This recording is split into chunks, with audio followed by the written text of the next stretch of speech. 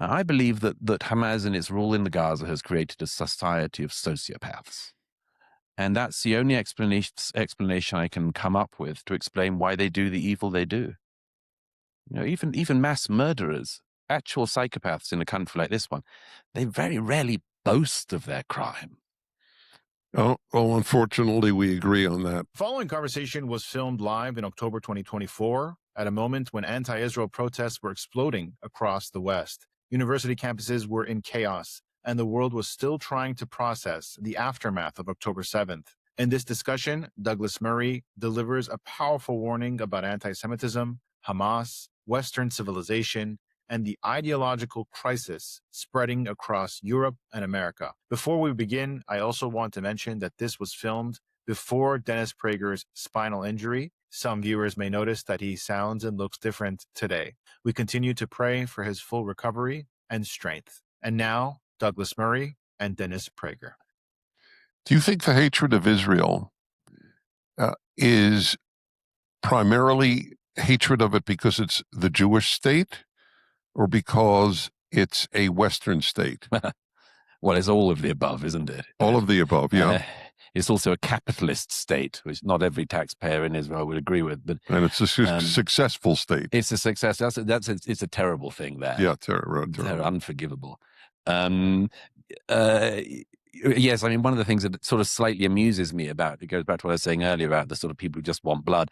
One of the things that amuses me about Israel's enemies and critics on the streets of this country, among others, is, I want to say to them, what do you think you'll actually get if you manage to persuade Israel to abolish itself and establish something else? And the answer is, you'll just get another crappy Arab state, which at best will just be corrupt and violent. And at worst, most likely, you'll just have another Iranian satellite state where everyone is oppressed all the time. So, great, that's your omelet. Congratulations, guys. But the thing about Israel is it just gets it from every side. But it has become, what's so interesting about it, as well as the anti-Semitism that obviously drives a lot of the criticism, obviously, it's also that it has become like the echt Western state. When I see, and one of the reasons why I always knew which side I was on in that conflict was that whenever I saw the protests from 2001 onwards in the Second Intifada, whenever I saw the protesters in Western cities, there was one thing you could be absolutely sure of, which is that if they were anti-Israel, they were also anti the country that they were in. An anti-Israel protester in London hates Britain. An anti-Israel protester in America hates America. I said this in my New York Post column last week. I was very privileged to be invited by Prime Minister Netanyahu to come as one of his guests to the speech to the joint sessions of Congress the other day, and had the pleasure of sitting with the honor of sitting with some of the hostage families, and also the freed, rescued young, amazing woman, Noah Argamani. And I was also sitting beside this guy, Elon, or something, who's a tech startup guy of some kind. I don't know, but I think he's going to go far. But it was very interesting. There was something that Netanyahu said in that speech, which I actually thought in a way was the most important thing to say to Congress and senators, which was when he said, our enemies are your enemies. Our fight is your fight, and our victory will be your victory. And when he described what I've just laid out, I say, why is it that every single protest, every single rally in the UK where Jews and Christians and others rally for Israel will finish with a singing of Hatikva and a singing of God Save the King? Not one of the pro-Palestinian protests has finished with God Save the King, I can assure you. They fly Israeli flags and British flags at the pro-Israel protests, and at the Palestinian protests, you just get Palestinian flags. It's the same in America. Every single pro-Israel protest in America has Jews and Christians and non-Jews, and goodness knows so many people, and they fly the Star-Spangled Banner and the flag of Israel, and they'll sing this nation's national anthem and Hatikva. Has one of the pro-Palestinian protests finished with the Star-Spangled Banner? Has one American flag been flown at one protest against Israel? No. And when Netanyahu said this, what was so amazing about it was that the protesters out on the streets proved his point better than he could, because the protesters outside on the streets graffitied the Liberty Bell monument with "Abolish the USA." It was on the Columbus monument. I mean, of course, Columbus is the most atrocious figure in history, we can all agree. I mean, he should never have sailed out. It would be much better if he'd never found this country, or at the very least should have returned and said to the King of Spain, "There's nothing to see there." Anyway, we can all agree that about Columbus, I'm sure. But they graffitied on the Columbus monument, Hamas is coming. So these are clearly two-state solution peace people, obviously. But the most telling one was that as Netanyahu was saying that to joint sessions of Congress, the United States flag was being pulled down from outside Union Station and burned on the streets of the Capitol. Burned, and the Palestinian flag hoisted up.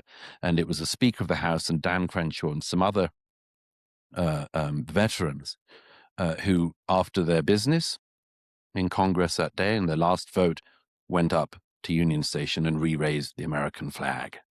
But it absolutely proves the point I have always known and you've always known, that Israel is simply a cipher for most of these people. They believe it is colonialist because they've been miseducated to believe that colonialism is this major crime of the West that nobody else has ever done, and that it's the principal original sin, and that Israel is apartheid and all of this stuff, and that it's a white supremacist state. Every single thing that your average young American has been expensively miseducated into believing, they now attack Israel for. And, it's a mania. But I always say about these kids, I pray God for them that they never see that they never see what they think they wish for come to pass. Because if they did, they'd realize that they were the Nazis. Well, they wouldn't have a guilty conscience over it. It wouldn't. Oh, I would give them one. Do you think I'm harsh on the Palestinians when I say that, when I note, and I'm not the only one, of course, to note this, that the Nazis tried to hide the Holocaust from Germans, whereas Hamas boasts of what they do and videos what they did for the Palestinians? Is that an unfair aspersion on the Palestinians? Here we do get into a real pit of evil. I made this point in late October or early November of last year, having seen the footage from the 7th and a lot more. And I said in an article, I made this point. I was immediately harangued about it by dishonest actors, as usual, but it's fine, who said I was somehow trying to exculpate the Nazis of their sins, which is preposterous. But what I did say was exactly what you've just pointed out, which is that there is, there's a reason why hell is a bottomless pit in almost all traditions, Or as I always say, Dante was wrong in one respect, which is that there's always another level in the Inferno. And the level that the Hamas and the other Palestinian jihadists got to is in a way a new pit of evil, which is to do these things and to broadcast them and to be proud of them. And this is such a straightforward point, but it's also one clearly which people misrepresent and wish to misrepresent. But one person I would cite as a fellow agreeer of this and a witness to it, actually, was a late great friend of mine called George Weidenfeld, who died about 10 years ago at the age of 97 or 8. And George fled the Nazis. He grew up in Vienna, and he was born in 1919. He fled in 1938. He was the last man to have met Joseph Roth, the great novelist of the Habsburg Empire. And also I discovered had met Stefan Zweig, which really thrilled me. But George was a great reliquary of knowledge and culture, and amazing man. But he said just before he died, and I found the interview, he made exactly this point. And this was somebody who had fled Nazism and had lost many of his friends and families to the Nazis. But he said this is a different order of evil somehow, because he said even the Nazis, they were told when the final solution was explained to them, this is something we will not be able to talk about, but we have to do. And yet Hamas and Islamic Jihad are so proud of it. They are high on the octane of violence. And that is something which, I've thought about this a lot in the last year. And I think there is one thing that really needs to be understood about this in particular, which is there are obviously psychopaths in Hamas. Obviously, Sinwar himself, for instance, is obviously a psychopath. And of course, as you all know, psychopaths, because they're almost certainly born. But sociopaths, you have to make. I believe that Hamas and its rule in the Gaza has created a society of sociopaths. And that's the only explanation I can come up with to explain why they do the evil they do. Even mass murderers, actual psychopaths in a country like this one, they very rarely boast of their crime. Oh, well, unfortunately, we agree on that. You're a Jewish hero. It's a fact. It's not an opinion. And I'm curious, I strongly suspect that 10 years ago, let alone when you were a kid, somebody said, you will end up a Jewish hero. You would have thought that the person was a bit wacky. But you are, and I'm curious how that has affected you. Because I watch you a lot on the internet, and I see you in front of all sorts of groups, including Jewish groups, and they love you. I mean, it's a passionate reaction to you. I'm not asking, does it make you feel good? I mean, that's not but what does it make you feel? Well, several things. First of all, when I discovered that, I gave a speech in London at a synagogue just after the 7th, which sort of went rather viral, in which I sensed already that there was one very important thing to say, which was to tell Jews that you're not alone, because I knew that was what people were feeling. And I suppose it sort of went from there slightly. My first reaction actually is to be rather saddened by it.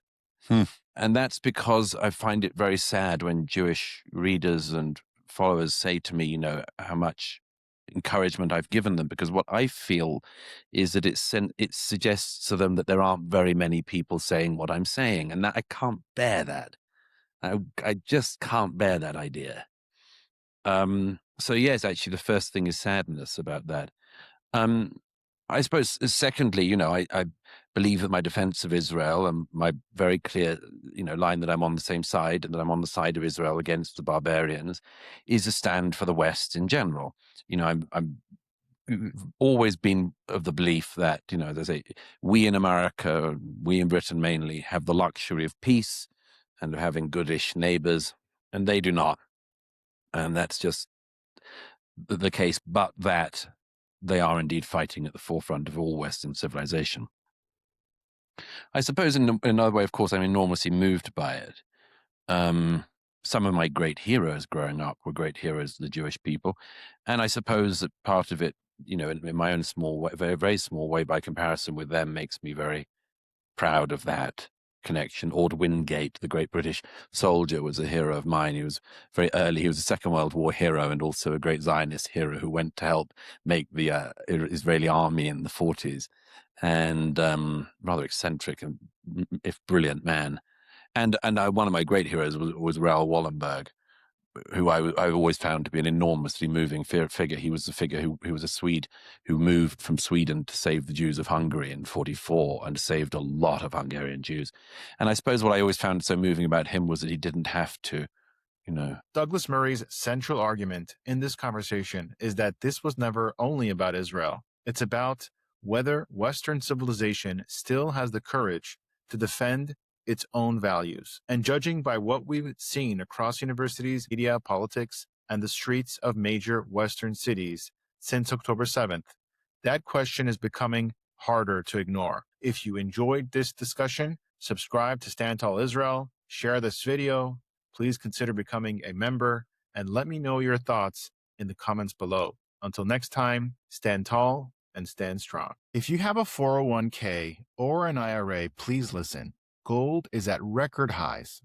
What many people don't know is this: you can move part of your retirement money legally and without tax penalties into physical gold you actually own. Alpha Omega Gold helps you do this through a gold IRA. Your gold is real. It is stored safely. It is in your name. Learn more at ao.gold/stand. Alpha Omega Gold is our sponsor, and they proudly stand with Israel.